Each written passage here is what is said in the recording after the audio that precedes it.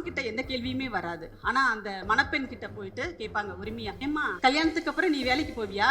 உங்களுடைய முடிவுகளை சுய சிந்தனையோடு நீங்க எடுக்கக்கூடியவர்களாக இருக்கணும். எந்த அளவுக்கு ஒரு பிற்போக்குத்தனமான சிந்தனையில் இந்தியாவினுடைய ராணுவ தளபதி இருந்தார். மீன் விற்ற காசு எப்படி நகாராதோ அதே மாதிரி பூ விற்ற காசும் மணக்க போறது கிடையாது. பெண்களினுடைய சிந்தனை கொஞ்சம் மாறினாலோ அல்லது கீழ் இறங்கினாலோ ஒரு சமூகம் எந்த அளவிற்கு பாதிக்கப்படும் அப்படிங்கிறதையும் நாம இப்போ கரண்ட்ல பார்த்துட்டு இருக்கோம். காய்கறி விலை உயர்வு இல்லத்தரசிகள் அவர்கள். நான் தெரியாம தான் கேட்கிறேன். ஆம்பளைங்க யாரும் திங்கிறதும் கிடையாது, கழுவுறதும் கிடையாதா?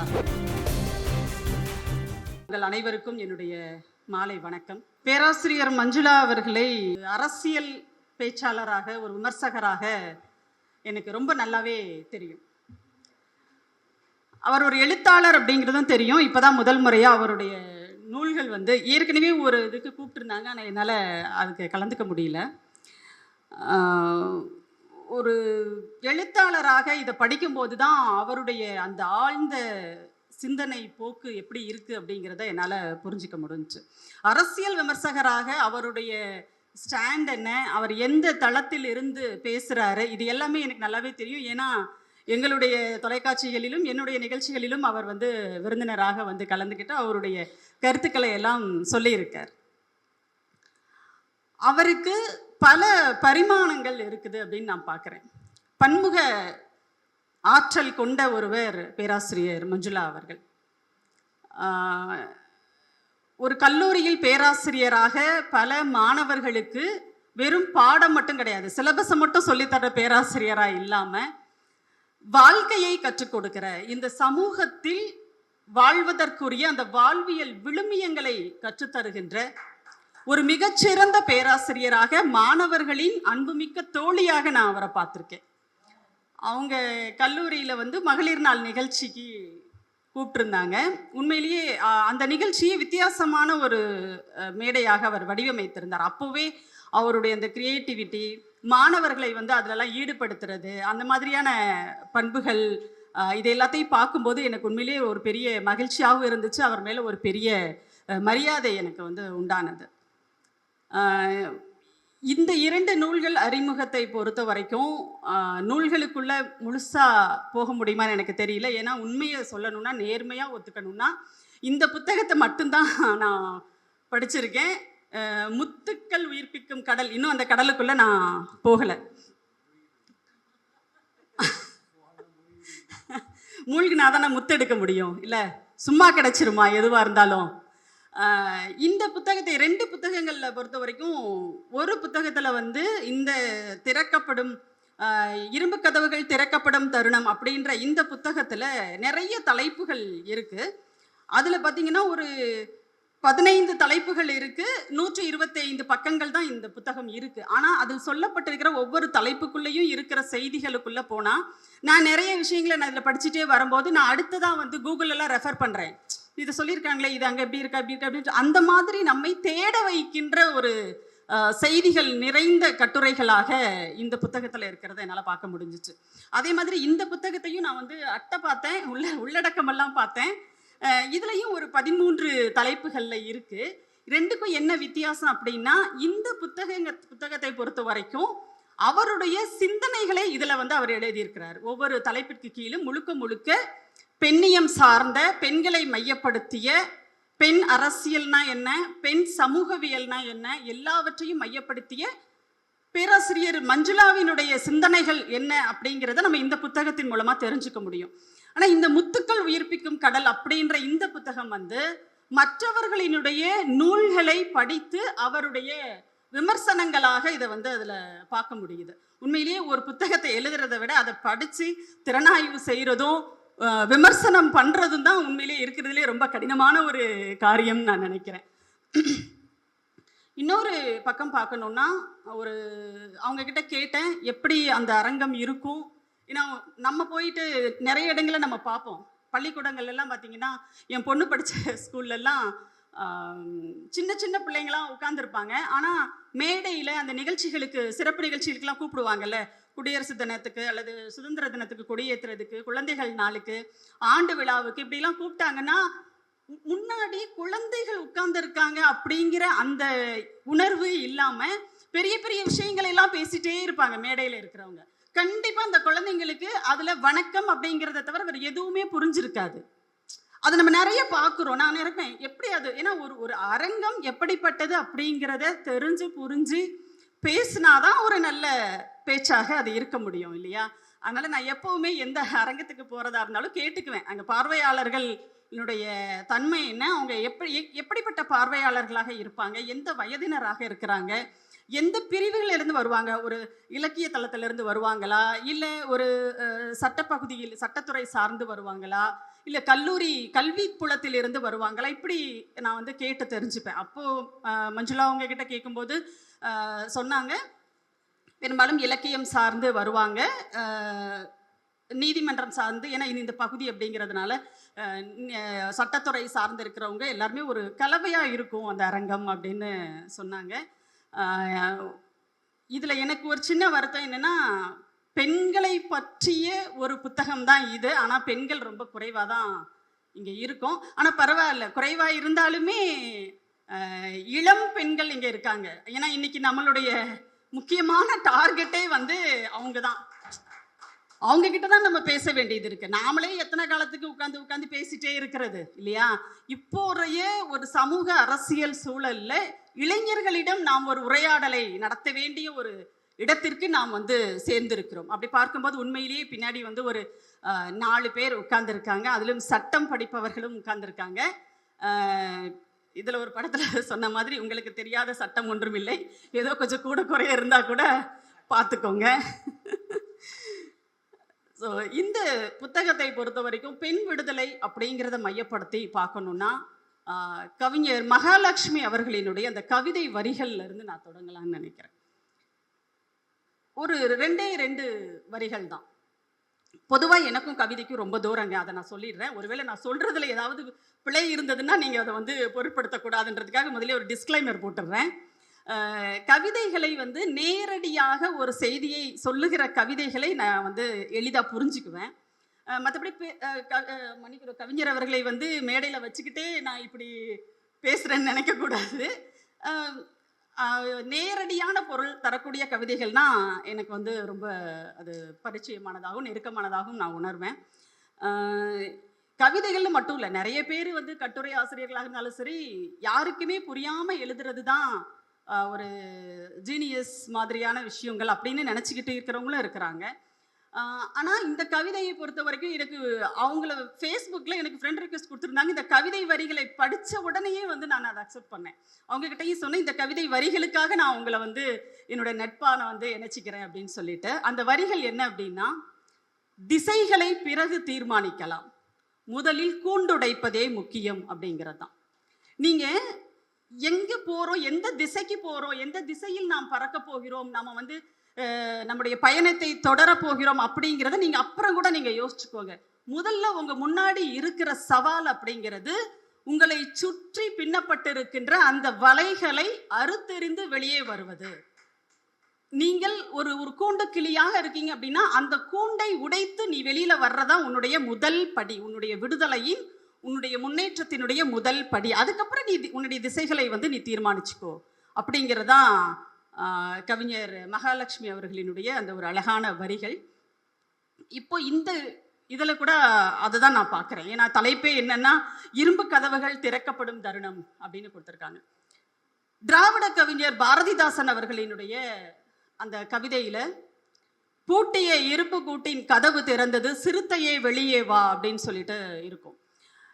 பொதுவாக நமக்கு தெரியும், ஏன் பொதுவாக சிங்கமோ புலியோ அல்லது சிறுத்தையோ அதை கூண்டுக்குள்ளே அடைச்சி வச்சுருந்தாங்கன்னா, அது திறந்து விட்டாங்கன்னா அடுத்த 4 கால் பாய்ச்சல் அது வெளியில் ஓடிடும். எப்படா கதவு திறக்கும் தான் அதெல்லாம் காத்துட்ருக்கோம்.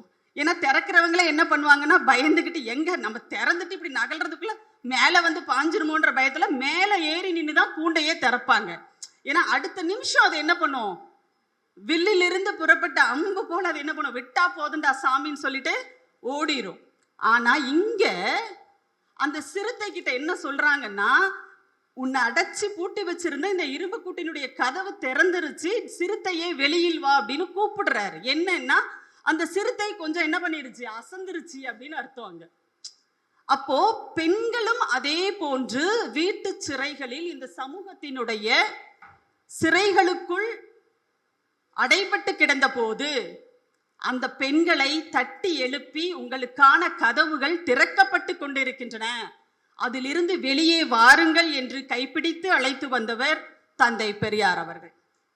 அதனுடைய தொடர்ச்சியான போராட்டங்களினால் தான் நாம இன்றைக்கு இந்த இடத்துல இந்த நிலையில நாம் இருக்கிறோம். பெண்கள் அமைச்சர்களாக இருக்காங்க, பிரதமராக இருக்காங்க, குடியரசுத் தலைவராகவே இன்றைக்கு ஒரு பெண் இருக்கிறார். இத்தனை இடங்களுக்கும் கடந்து நாம் வந்ததற்கு அந்த அடித்தளம் அப்படிங்கிறது முக்கியமான ஒரு விஷயம் அப்படின்னு நான் பார்க்குறேன். இதுல இருக்கிற சில தலைப்புகளை மட்டும் நான் தொட்டு என்னுடைய கருத்துக்களை நான் அதுல சொல்ல விரும்புறேன். இதுல கவிஞர் சுகிதராணி அவர்கள் ஒரு நல்ல அணிந்துரை கொடுத்திருக்காங்க. அதை நான் படிச்ச உடனே கொஞ்சம் பயந்துட்டேன்.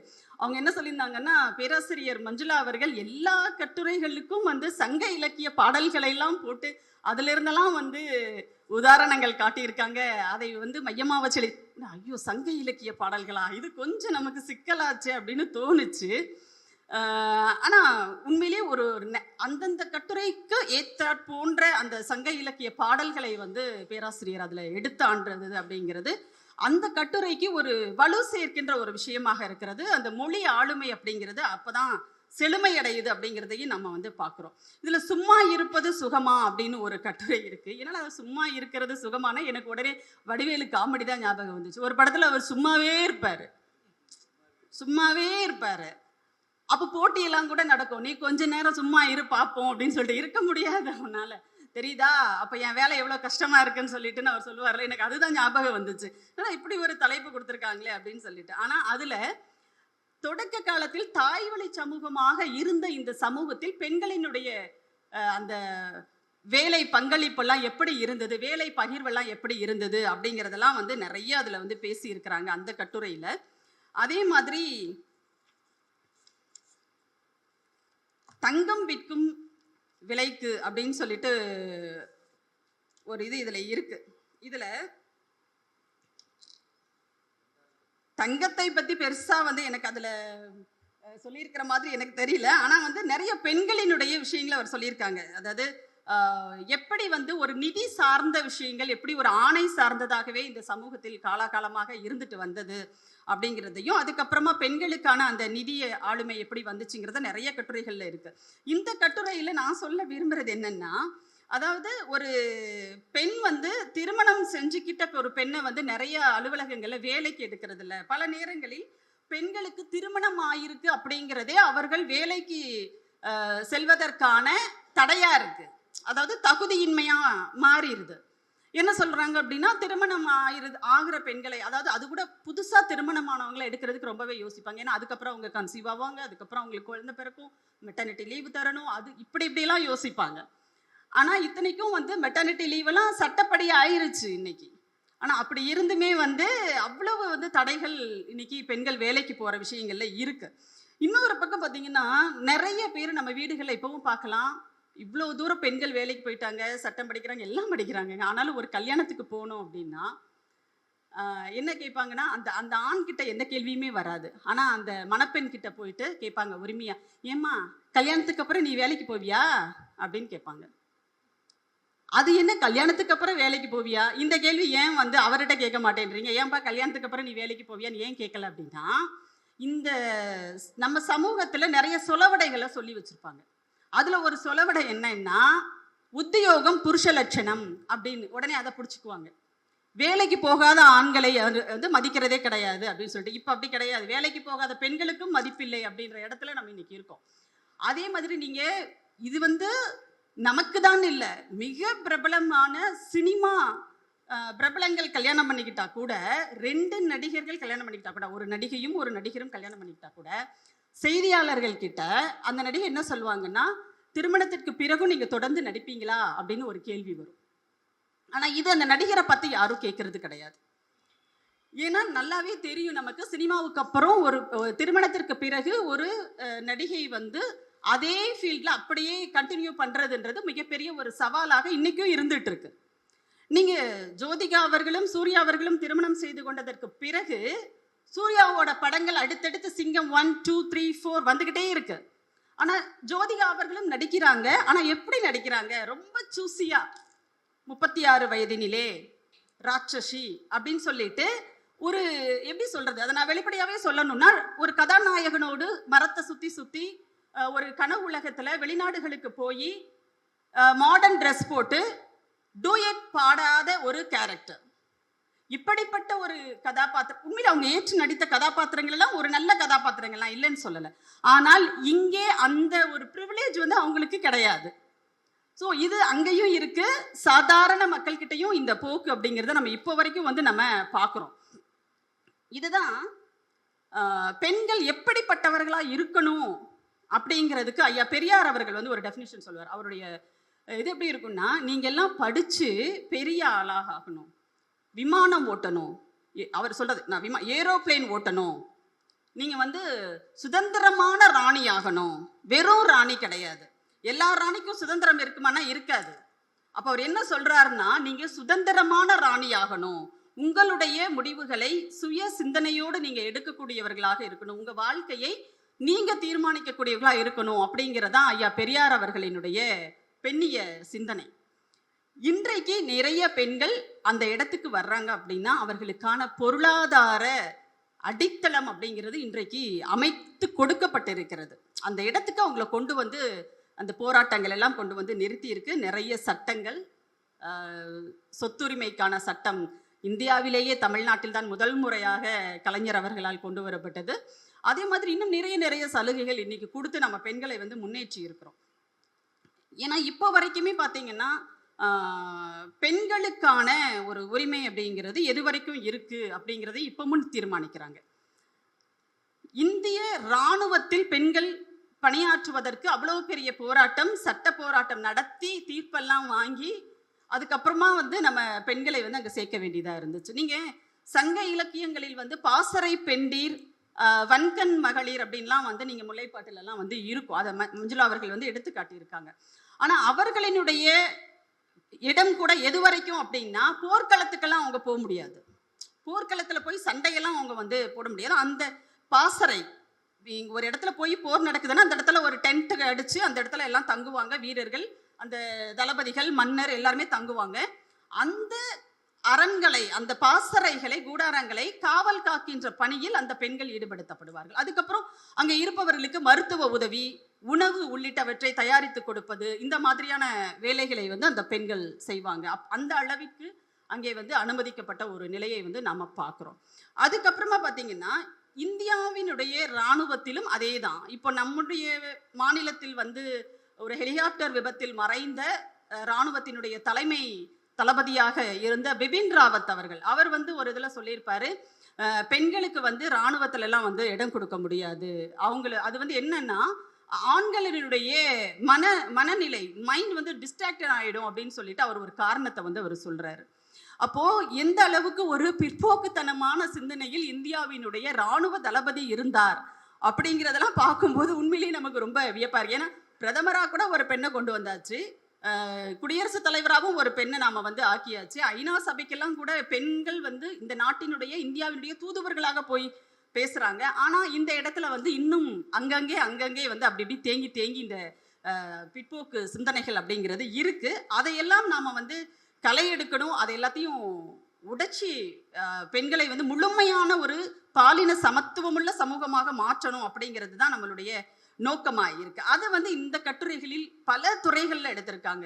மீன் விற்கிற பெண்களை பற்றி எழுதியிருக்காங்க, இசைத்துறையில் பெண்களினுடைய சாதனைகள் என்ன அப்படிங்கிறதையும், அதில் அவர்கள் சந்திக்கிற சிக்கல்கள் என்ன அப்படிங்கிறதையும் பேராசிரியர் மஞ்சுளா அவர்கள் ரொம்ப அழகா சொல்லியிருக்காங்க. இன்னொரு பக்கம் வந்து ஒரு இதுல மீன் விற்ற காசு நாராது அப்படின்னு ஒரு தலைப்பு இருக்கு.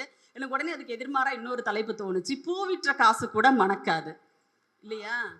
மீன் விற்ற காசு எப்படி நாராதோ அதே மாதிரி பூ விற்ற காசும் மணக்க போறது கிடையாது. இதுல அந்த மீன் கூட சில பேர் வந்து சமைக்கிறத ஒத்துக்குவாங்க சில அப்பார்ட்மெண்ட்ஸ்ல எல்லாம், ஆனா கருவாடு மட்டும் வேணாம்னு சொல்லுவாங்க அப்படின்வாங்க. ஏன்னா கருவாடு வந்து ரொம்ப நாத்தம் அடிக்குமா அவங்களுக்கு, அதனால சமைக்கக்கூடாதுன்னு சொல்லுவாங்கன்னு. நான் சொல்லுவேன், உங்களுக்கு கருவாடு நாத்தமா இருக்கலாம், ஆனா எனக்கு கருவாடு வாசனை, நெய் தான் எனக்கு நாத்தம். ஏன்னா எனக்கு நெய் வாசனை சுத்தமா பிடிக்காது. நெய் நாத்தம் அடிக்குது அப்படின்னு சொல்லுவேன். எங்களுடைய பேரவை தலைவர் பேராசிரியர் சுபவி அண்ணன் கூட என்னை வந்து கிண்டல் பண்ணுவார். ஓ, உனக்கு கருவாடு வந்து வாசனை, நெய் வந்து நாத்தமா அப்படின்னுவாரு. அது எனக்கு அது அப்படியான ஒரு விஷயம். எனக்கு தயிர் சாதம் கூட நாத்தம் தான். அப்போ ஒவ்வொருவரினுடைய வாழ்வியல் சார்ந்து, அந்த முறை சார்ந்து தான் உணவு பழக்கங்களை அவங்க எடுத்துக்க முடியும். நீங்க தயிர் சாதம் சாப்பிட்றீங்க, நாங்க என்னைக்காவது அதை அப்போஸ் பண்ணியிருக்கோமா? இல்லை இல்லை. அப்போ இதையே வந்து இந்த உணவு பழக்கங்கள்ல இருக்கிற அரசியல் இருக்குல்ல, அது ரொம்ப ரொம்ப உண்மையிலேயே வந்து ஒரு மோசமான ஒரு அரசியலா வந்து இந்த நாட்டில் இருந்துட்டு இருக்கு. இன்னைக்கு பெண்கள் வந்து அந்த மீன் விற்று பிழைக்கிற பெண்கள், அவங்க எந்த அளவுக்கு ஹார்ட் ஒர்க் பண்றாங்க. இன்னும் சொல்லப்போனா அதுல பாதிக்கு பாதி வேலைகளை வந்து அந்த மீனவ சமூகத்தை சார்ந்த பெண்கள் தான் மேற்கொள்றாங்க அப்படிங்கிற அந்த விஷயங்கள் எல்லாம் அவர் வந்து எடுத்து காட்டியிருக்கிறாரு. அதே மாதிரி இசைத்துறையில் பெண்களின் துடிப்பு அப்படின்னு சொல்லிட்டு அதுல நிறைய வந்து சொல்லியிருக்காங்க. எத்தனை சவால்களுக்கு பிறகு பெண்கள் வந்து அந்த துறையில் சாதித்திருக்கிறார்கள் அப்படின்லாம் சொல்லியிருக்காங்க. அதுல ஒரு விஷயத்தை வந்து அவங்க எடுத்து காட்டுறாங்க. அதாவது என்னன்னா, இலங்கையிலிருந்து புலம்பெயர்ந்து வந்த ஒரு ராப் பாடகர் நவீனின்னு சொல்லிட்டு ஒருத்தங்க, அவங்களுடைய ஒரு கேள்வியை வந்து இங்க குறிப்பிட்டிருக்காங்க. அதாவது திரைப்படங்கள்ல பொதுவா பாத்தீங்கன்னா ஹீரோவுக்கு வந்து ஒரு இன்ட்ரோடக்ஷன் சாங் இருக்கும், பார்த்திருக்கீங்களா? ஒரு மியூசிக், ஒரு பிஜிஎம் போட்டு அப்படியே சும்மா தாம் தூம் சொல்லிட்டு ஹீரோ வர்றதுக்கான ஒரு இன்ட்ரடக்ஷன் சாங் எல்லாம் நிறைய நம்ம பார்த்துருப்போம். ஆனால் ஏன் கதாநாயகிகளுக்கு அந்த அறிமுக பாடல் வைக்கிறது இல்லை அப்படின்ற ஒரு கேள்வி இருக்கு. ஏன் வந்து வைக்கிறது இல்லைன்னு சொல்லிட்டு ஒரு கேள்வி இதில் வந்து அவங்க கேட்டிருக்காங்க. இந்த இடத்துல ஒரு விஷயத்தை நான் சுட்டி காட்டணும்னு நினைக்கிறேன். அது சரியா அப்படிங்கிறத ஐயா ஜெயபாஸ்கரன் அவர்கள் வந்து கொஞ்சம் தவறாக இருந்தால் நீங்கள் அதை திருத்தணும். சவாலே சமாளி படத்துல நடிகை ஜெயலலிதா அவர்கள் அறிமுகமாகிற ஒரு பாடல் இருக்கு. சிட்டுக்குருவிக்கு என்ன கட்டுப்பாடு, தென்றலே உனக்கு எது சொந்த வீடுன்னு சொல்லிட்டு அந்த பாடல் வரிகள் ரொம்ப அருமையா இருக்கும். நான் என்னோட ரிங்டோன் எல்லாம் நான் ரொம்ப நாள் வச்சிருந்தேன். எல்லாரும் சொன்னாங்க, என்ன நீ எல்லாம் வந்து திமுகவுக்கு இதுவாக பேசிட்டு நீ வந்து ஜெயலலிதா உங்களுடைய அது பாட்டு எனக்கு பிடிச்சிருக்கு, அதனால நான் வச்சிருக்கேன், அதுல இருக்கிற வரிகளை பாருங்க அப்படின்னு நான் சொல்லுவேன். அப்போ அவங்க வந்து சண்டை போட்டு அந்த பாட்டை வாங்கினாங்களாம். ஏன் வந்து கதாநாயகிகளுக்கெல்லாம் நீங்கள் அறிமுக பாடல் வைக்க மாட்டீங்களா அப்படின்னு கேட்டதுனால அந்த பாடல் அவர்களுக்காக எழுதப்பட்டது அப்படின்னு சொல்லிட்டு எங்கேயோ ஒரு இடத்துல படித்த நினைவு இருக்கு எனக்கு. அப்போது இந்த ஒரு வேறுபாடு அப்படிங்கிறது இங்கேயும் வந்து நம்ம இருக்கிறத பார்க்குறோம். அதில் இப்போதான் அண்மையில் வந்து நம்மளுடைய பின்னணி பாடகி அம்மா ஜானகி அம்மா அவர்கள் வந்து மறைஞ்சாங்க இல்லையா? ஒரு இது மாதிரி கலைத்துறையில் பெண்கள் சுயமரியாதையோடு அந்த இடத்தில் அவர்களுடைய இருப்பை தக்க வைத்துக் கொள்வதும் அதிலிருந்து அடுத்தடுத்த கட்டங்களுக்கு போவது என்பது மிகப்பெரிய சவாலான ஒரு காரியம்.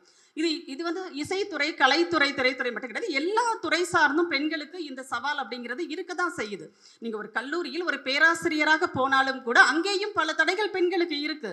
உதாரணத்துக்கு இப்போ சென்னை ஐஐடியில வந்து ப்ரொஃபஸர் இவங்க வசந்தா கந்தசாமி அம்மா அவர்களுக்கு விதிக்கப்பட்ட தடைகள் அப்படிங்கிறது ப்ரமோஷன் கிடையாது. அவங்க கடைசி வரை உதவி பேராசிரியராக மட்டும்தான் இருந்து அவங்க வந்து ரிட்டையர்ட் ஆனாங்க. அவங்களுக்கு கிடைக்க வேண்டிய மீன்ஸ் அந்த இடஒதுக்கீடு என்பதன் மூலமாகவும் சரி, இன்னொரு பக்கம் பார்த்தீங்கன்னா அவர்களினுடைய அறிவுக்கும் அவர்களுடைய ஆற்றலுக்கும் கிடைக்க வேண்டிய எந்த அங்கீகாரமும் அங்க அவங்க இருந்த வரைக்கும் கிடைக்கவே இல்லை. இன்னொன்னு, அவர்கள் எழுதிய கணிதம் சார்ந்த பாட புத்தகங்கள் எல்லாமே வந்து வெளிநாடுகளில் இருக்கிற பல்கலைக்கழகங்களில் எல்லாம் பாடமாக வைக்கப்படுகின்ற அளவிற்கு உலக அளவிலான, அதை இப்ப சொல்றாங்கல்ல நிறைய பேர் உலகத்தரத்திலான கல்வின்னு சொல்லிட்டு இப்போ ஒன்றிய பாஜக அரசு வந்து ஒரு புதிய தேசிய கல்விக் கொள்கையை கொண்டு வராங்க இல்லையா? அந்த மாதிரி அவங்க வந்து உலகத்தரத்திலான புத்தகங்களை கணிதத்தில் எழுதியவர். ஆனா அவருக்கு எந்த அங்கீகாரமும் கிடையாது. ஆனா இவரிடம் மாணவராக கூட இருக்க கற்க தகுதியற்றவர்கள் அவரை விட அடுத்தடுத்து ப்ரமோஷன் வாங்கி போய்கிட்டே இருந்தாங்கன்னா அங்கே இரண்டு விதமான ஒடுக்குமுறைகள் நடந்தது. ஒன்று சாதிய ரீதியான ஒடுக்குமுறை, இன்னொன்று பாலின ரீதியாக ஒடுக்குமுறை. ஒரு பெண் என்பதால் அவருக்கு மறுக்கப்பட்டதும் அதே மாதிரி ஒரு குறிப்பிட்ட சாதியை சார்ந்த ஒரு விஷயங்களும் அங்கே இருந்துச்சு.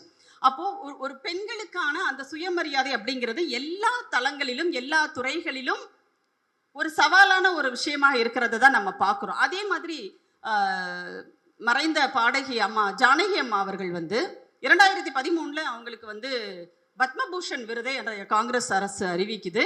ஆனால் அவர் வந்து அதை ஏற்க மறுத்தார். ஏன் தெரியுமா? எனக்கு இது தாமதமாக வழங்கப்படுகிறது. நான் திரைத்துறைக்கு வந்து 50 ஆண்டுகளாக நான் இந்த துறையில இருந்துட்டு இருக்கேன். நான் பாடாத இந்திய மொழிகளே கிடையாது. ஏன்? ஜெர்மன் மொழியில பாடியிருக்கேன், ஜாப்பனீஸ்ல பாடியிருக்கேன், இத்தனை மொழிகளிலும் நான் பாடியிருக்கிறேன்.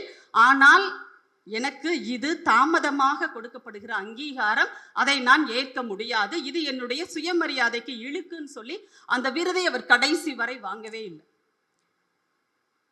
ஏன்னா அந்த இடத்தில் வந்து இப்பவும் அந்த அம்மாவோட நினைவுக்காக எல்லாரும் எழுதுறவங்கெல்லாம் சுயமரியாதைக்காரர் எஸ் ஜானகி அம்மாள் அப்படின்னு தான் எழுதுறாங்க. ஏன்னா ஒரு பெண் வந்து கருப்பு உடை போட்டு திராவிட இயக்கத்தை சார்ந்தவராக தான் அவர் இருக்கணும்னு கிடையாது. இந்த இடத்தில் அவர் தன்னுடைய ஒரு பெரிய ஒரு இன்ஸ்டிடியூஷன், ஒரு அரசு, ஒரு ஒன்றிய அரசு, அது கொடுக்கிற விருதை ஏற்க மறுப்பதற்கு உண்மையிலே ஒரு பெரிய தில்லு வேணும். ஒரு பெரிய தில்லு வேணும். இப்போ இருக்கிற ட்ரெண்டில் நான் சொல்லிட்டு இருக்கேன், சாரி. ஒரு பெரிய துணிச்சல் வேணும். துணிச்சல் வேணும். அந்த சுயமரியாதை உணர்வு இயல்பிலேயே இருக்கணும். அப்படிப்பட்ட ஒரு விஷயங்களையும் நாம் வந்து பார்க்கிறோம். இன்னும் பெண்கள் எதிர்கொள்ளுகின்ற சிக்கல்கள் இன்றைக்கு மிக மிக மிக அதிகம். நீங்கள் ஏதோ அப்போதான் பெண்கள் கஷ்டப்பட்டாங்க அப்படின்னு கிடையாது. இன்றைக்கு பொதுவெளிக்கு வந்து சமூக ஊடகங்களில், சமூக வலைத்தளங்களில் எல்லாம் பெண்கள் வந்து அவர்களுடைய கருத்துக்களை பதிவு செய்து அதிலெல்லாம் அவங்க வந்து செயல்பட தொடங்கியதற்கு பிறகு அவர்கள் எதிர்கொள்ளுகின்ற சிக்கல்கள் இருக்கு இல்லையா, கொஞ்சம் நஞ்சம் கிடையாது. யாராக இருந்தாலும், இப்போ பேராசிரியர் மஞ்சுளா அவர்களினுடைய பதிவுகளாக இருந்தாலும் சரி, இல்லை என்னுடைய பதிவுகளாக இருந்தாலும் சரி, இல்லை நான் வேறு யூடியூப் சேனல்ஸுக்கு கொடுக்குற அந்த நேர்காணலுக்கு கீழே வருகிற கமெண்ட்ஸாக இருந்தாலும் சரி, அதை வந்து படிக்கவே முடியாது நம்மளால. அந்த அளவுக்கு இருக்கும். ரொம்ப ரொம்ப மோசமாக பெண்கள் அப்படின்னாலே அவங்கள பாலியல் ரீதியாக ஒரு தாக்குதல் கொடுத்துட்டோன்னா முடிஞ்சு போச்சு, அவங்க வந்து அடங்கி உட்கார்ந்துருவாங்க அப்படிங்கிற அந்த அரத பழசான மைண்ட் செட் வந்து இன்னும் மாறலை. இந்த புத்தகத்தினுடைய தொடக்கத்தில் வந்து அன்னை மணியம்மையார் அவர்களுக்கு காணிக்கைன்னு சொல்லிட்டு நான் பார்த்தேன். இதில் வந்து அன்னை மணியம்மையாருக்கு அப்படின்னு சொல்லிட்டு இந்த புத்தகத்தில் போட்டிருந்தாங்க. உண்மையிலேயே இன்றைக்கு இருக்கிற பெண்களுக்கு மிகச்சிறந்த பொது வாழ்க்கைக்கான போராளியாக ஒருத்தரை நாம உதாரணம் காட்டணும்னா அன்னை மணியம்மையாரை தவிர வேறு யாரும் பொருத்தமானவர்களாக இருக்க மாட்டாங்க. அந்த காலகட்டத்திலேயே அவர் எதிர்கொண்ட வசவுகள் அப்படிங்கிறது கொஞ்சம் நஞ்சம் கிடையாது. ஆனால் அது எல்லாத்தையும் அவங்க என்ன பண்ணாங்க, இப்போ சொல்றாங்களே லெஃப்ட் ஹேண்ட்ல டீல் பண்றதுன்னு சொல்லிட்டு, அந்த மாதிரி அவங்க அப்பவே லெஃப்ட் ஹேண்ட்ல டீல் பண்ணிட்டு போயிட்டே இருந்தாங்க. அதுல அவங்க வந்து ஐயா பெரியார் அவர்களினுடைய அந்த உடல்நலம் சார்ந்து வருத்தத்தோடு ஒரு இது எழுதுறாங்க விடுதலையில. இயக்க தொண்டுக்கு பெண்கள் தங்களை அர்ப்பணித்துக் கொள்ள முன்வரணும் அப்படின்னு சொல்லிட்டு பெண்களை அழைக்கிறாங்க. அப்படி அழைக்கும் போது அவங்க அதுல முக்கியமான ஒரு நிபந்தனை என்ன வைக்கிறாங்க அப்படின்னா, அதாவது எப்படிப்பட்ட பெண்கள் இந்த இயக்க பணிக்கு வரணும் அப்படின்னு அவங்க கேட்கிறாங்க அப்படின்னா, கல்லு போன்ற மனசுடைய பெண்கள், கல் நெஞ்சக்கார பெண்களா கேட்கிறாங்க. ஏன் கல் நெஞ்சக்காரங்களா இருக்கணும்? இந்த சமூகமானது இன்னும் மிகப்பெரிய ஒரு ஆணாதிக்க சமூகமாக இருக்கிறது, ஒரு சாதிய சமூகமாக இருக்கிறது. இந்த சமூகத்தில் இந்த பெரும்பான்மையான கருத்துக்களுக்கு எதிராக நாம் வந்து ஒரு போராட்டத்தை நாம் தொடங்குறோம், ஒரு வேலையை செய்கிறோம் அப்படின்னா அதற்கு நிறைய எதிர்ப்புகள் வரும். பர்சனலாக நிறைய வந்து பேசுவாங்க, எல்லாம் பண்ணுவாங்க. ஆனால் இதை எல்லாம் எதிர்கொள்ளணும்னு சொன்னால் உங்கள் மனசு கல் மாதிரி உறுதியாக இருக்கணும். அப்படிப்பட்ட பெண்கள் இயக்க பணிக்கு நீங்க வரணும்னு சொல்லிட்டு அன்னை மணியம்மையார் அவர்கள் வந்து எழுதுவாங்க. இன்றைக்கும் பெண்களுக்கு அப்படிப்பட்ட கல்லை போன்ற உறுதியான மனம் அப்படிங்கிறது தேவைப்படுது. அதே நேரத்தில் இந்த சமூகத்தின் மீதான அக்கறையிலும் பெண்களுக்கு இன்னும் கூடுதலான ஒரு பற்றுறுதியும் தேவைப்படுது. ஏன்னா ஒரு பெண்ணுக்கு, இதுல மஞ்சுளா அவர்கள் எழுதியிருக்காங்க, ஒரு பெண்ணுக்கு கல்வி கிடைக்கும் போது இந்த சமூகம் மாறுகிறது, வரலாறு வந்து புதுப்பிக்கப்படுகிறது அப்படிலாம் எழுதுறாங்க. உண்மைதான். ஆனா அதே பெண்களினுடைய சிந்தனை கொஞ்சம் மாறினாலோ அல்லது கீழ் இறங்கினாலோ ஒரு சமூகம் எந்த அளவிற்கு பாதிக்கப்படும் அப்படிங்கிறதையும் நாம இப்போ கரண்ட்ல பார்த்துட்டு இருக்கோம். ஒரு 5 நிமிடம் முடிச்சிடுறேன். அதை வந்து நாம இப்ப பார்த்துக்கிட்டு இருக்கோம். அதே மாதிரி ஒரே ஒரு விஷயத்தை மட்டும் நான் பர்சனலா எனக்கு இருக்கிற பிரச்சனை அதுல இதுலயும் இருக்கு, அதை நான் சொல்லணும்னு நினைக்கிறேன். அதுக்கு முன்னாடி 2 செய்திகள். ஒன்று பர்சனலா நான் சொன்னது, அதை அப்புறம் கடைசியில் சொல்றேன். இன்னொன்று, பெண்களை இப்பவும் இந்த சமூகம் எப்படி பார்க்குது அப்படிங்கிறது. டிஜிட்டல் ஏரால நம்ம இருக்கோம், ஏஐ தொழில்நுட்பமெல்லாம் வந்துருச்சு. கடலுக்கு உள்ள என்ன இருக்குன்றத வெளியில கடற்கரையில உட்காந்துக்கிட்டே நம்மளால வந்து ஆய்வு பண்ணி பார்த்துட முடியும், எல்லாமே பண்ண முடியும். ஆனால் இப்பவும் பெண்களை எப்படி பார்க்கப்படுகிறார்கள் அல்லது பெண்கள் காட்சிப்படுத்தப்படுகிறார்கள் அப்படிங்கிறது உண்மையிலேயே ஒரு பெரிய வேதனையான ஒரு விஷயமா தான் இருக்கு. நீங்க விளம்பரங்கள் இருக்குல்ல, டிவியில வர்ற விளம்பரங்கள், அதுல அண்மையில ஒரு விளம்பரம் பார்த்தேன் நான் ஃபேஸ்புக்கில். அப்படி ஸ்க்ரால் பண்ணிட்டே வரும்போது ஒரு விளம்பரம் வந்துச்சு.